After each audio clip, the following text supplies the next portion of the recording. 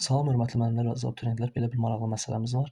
Bərabər sürətlə hərəkət etdirilən cismin kütləsi deyir nə qədərdir? Cismə 37 dərəcə buzaq altında 50 newtonluq bir qüvvə təsir edir. Həmin qüvvəni biz iki proyeksiyasına ayıra bilərik. Fx proyeksiyası və şaquli yuxarı yönəlmiş Fy proyeksiyası.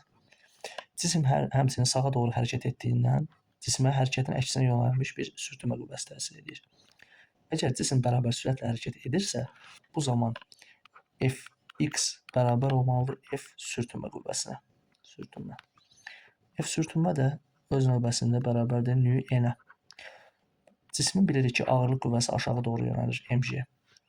Dayağın reaksiya qüvvəsi yuxarıya doğru yönəlir n. Onda n-i tapa bilərik. N bərabərdir mg çıxılsın Fy toplanandan.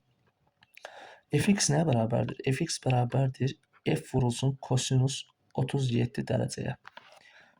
Fy də bərabərdir. Baxın, Fy bərabərdir F vurulsun sinus 37 dərəcəyə.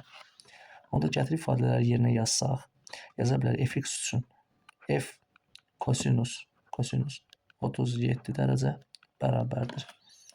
Nü vurulsun n əvəzinə də mg çıxılsın F sinus 37 dərəcəyə. F 50 kosinus 37 dərəcədə nəyə bərabərdir? 0,8-ə da bərabər nü 0,4 vurulsun açma örtəzə. M-i bilmirik, J10 10 M çıxılsın.